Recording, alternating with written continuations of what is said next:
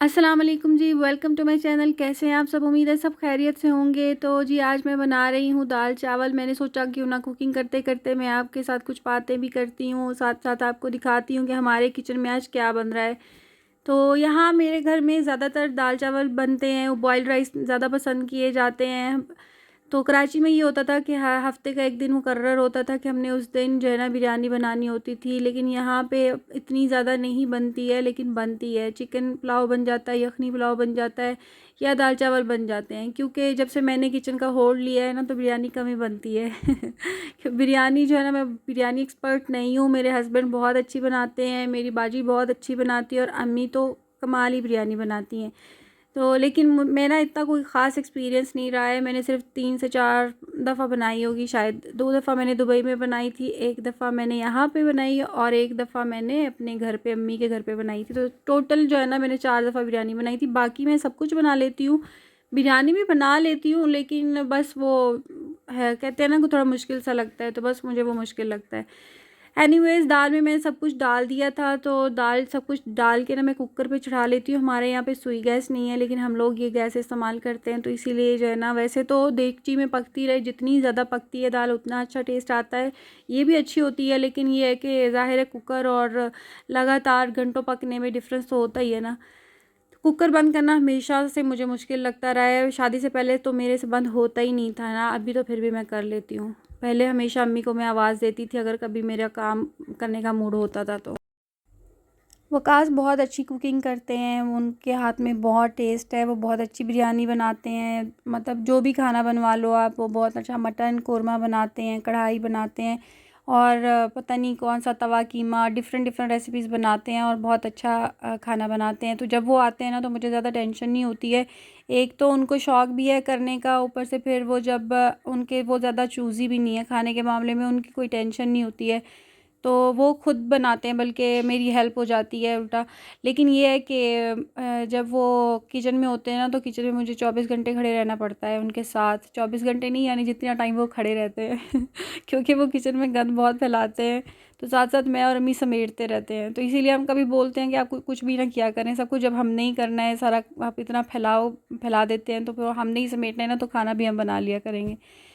लेकिन ये है कि उनके हाथ के खाने का अपना ही मज़ा है। तो हम लोग जब भी आते हैं वो बिरयानी तो हम लाज़मी उनके हाथ से बनवाते हैं। वो बहुत कम टाइम के लिए आते हैं, जब भी आते हैं। तो 2 दफ़ा आए हैं, हमारे पंजाब शिफ्ट हुए हुए, तो दोनों दफ़ा हम नॉर्दर्न एरिया की तरफ चले जाते थे, कुछ दिन वहीं रह जाते थे। तो टाइम का पता ही नहीं चलता था। 2 हफ़्ते के लिए मुश्किल से वो आते हैं हमेशा।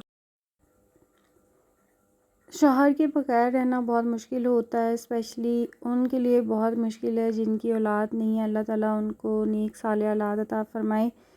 ये बहुत बड़ा मसला होता है कि आपका टाइम ही नहीं गुज़रता। अभी तो ये होता है कि बच्चे के साथ आपको टाइम का पता ही नहीं चलता है कि आप की जो है ना रूटीन, आधी रूटीन तो आपके बच्चों के कामों में निकल जाती है।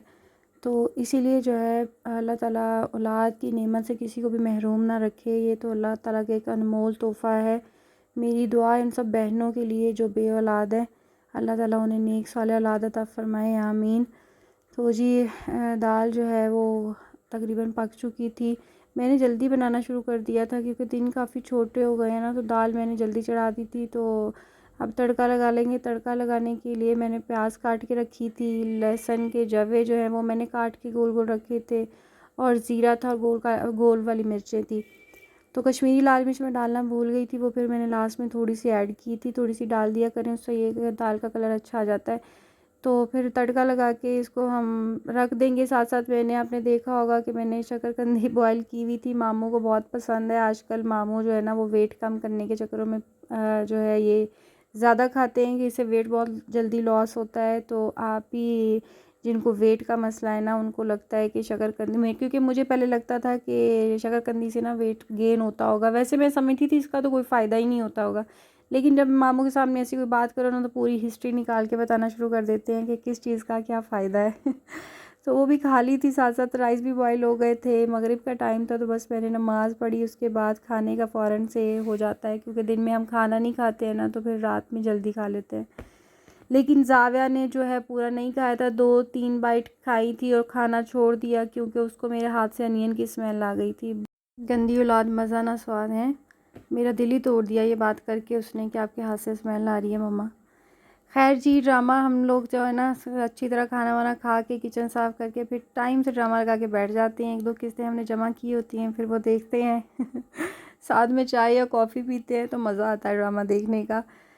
तो ज़ावियर का सोने का टाइम हो चुका था। ज़ावियर सोने से पहले ब्रश करता है, अल्हम्दुलिल्लाह इसकी आदत है इसको, और ये खुद ही मैं कितनी भी कोशिश कर लूँ ना कि मैं करवाती हूँ, नहीं मेरी बात मानता, खुद ही करता है। चलिए जी, जाने का वक़्त आ चुका है। ये था मेरा आज का व्लॉग। उम्मीद है आपको पसंद आया होगा। मैंने 3 बजे दोपहर जब मैं किचन में गई थी खाना बनाने के लिए, तो मैंने उस वक़्त रिकॉर्डिंग करना शुरू की थी और रात तक मेरी थोड़ी बहुत जो रूटीन रही है मैंने आपसे शेयर की है। उम्मीद है आपको मेरा आज का व्लॉग पसंद आया होगा और आप बोर नहीं हुए होंगे। दुआ में याद रखिएगा। मेरी तरफ़ से अल्लाह हाफ़िज़।